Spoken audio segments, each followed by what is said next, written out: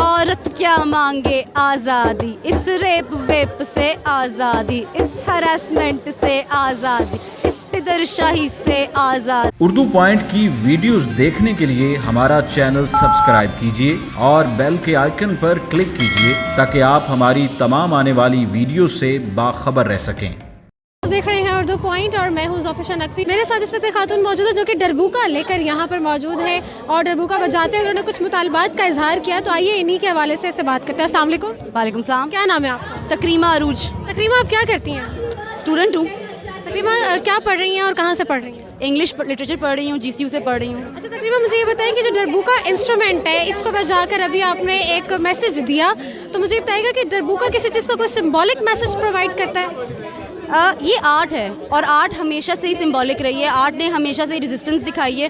औरत से एक्सपेक्ट नहीं किया जाता कि वो सड़कों पे खड़े होकर ढोल बजाए, तो ये मेरी रेजिस्टेंस है सिंबॉलिकली कि मैं वो तमाम चीज़ें कर सकती हूँ। अगर मर्दों को करने की इजाज़त है तो मुझे भी वो इजाज़त है।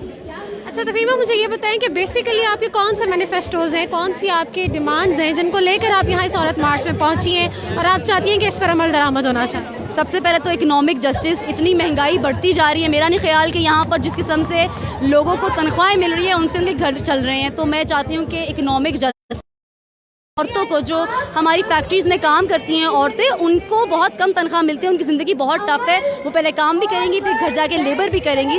तो हम उनके लिए अच्छा इकोनॉमिक सिस्टम मांगते हैं।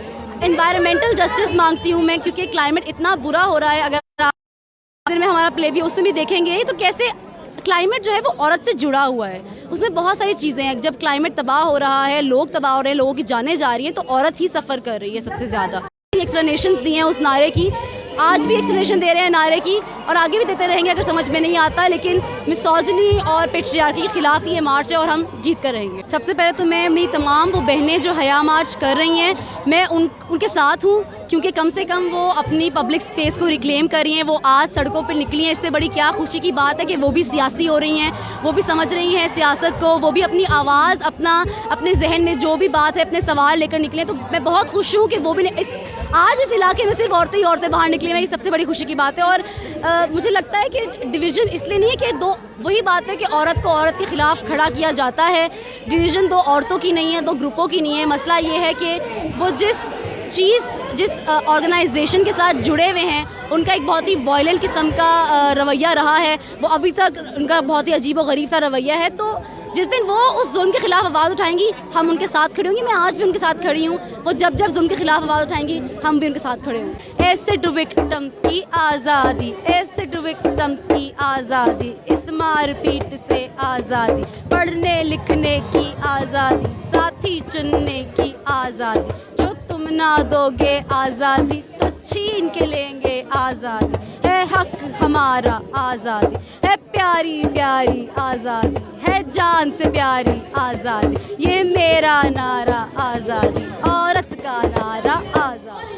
पब्लिक स्पेस तो मिल जाएगी, लोग कथारसिस करें, यहाँ पर हमें पब्लिक स्पेस रिक्लेम करें। सबसे बड़ा मैसेज ये है कि लोग, मर्द और वो तमाम औरतें जो नहीं समझती कि औरतों को सड़क पे होना चाहिए, वो अब आहिस्ता आहिस्ता इस बात की आदी हो रही हैं कि सड़कें औरतों के लिए भी हैं, कि आर्ट औरतों के लिए भी है। और वो तमाम चीज़ें, तमाम इश्यूज़ जो हैं, जो हम घरों में बंद करके, बस बहुत हो गया घरों में बंद होना, बस बहुत हो गया चार दीवारी में पिटना। अब वक्त है कि अपना हक मांगा जाए, इंसाफ मांगा जाए। मेरा ख्याल है कि ये मार्च उसी का सबूत है। पर्सपेक्टिव ये था कि ये कपड़े मेरी माँ ने ख़ास तौर पे मेरे लिए सिलवाए हैं इस मार्च के लिए, खसूसी तौर पे इस मार्च के लिए, कि मेरी बेटी ने मार्च पे जाना है। मेरी माँ और मेरे घर वालों ने, मेरे वालिद ने, मेरे मामू ने, तमाम मर्दों ने यही मुझे कहा कि बेटा अपना ध्यान रखना।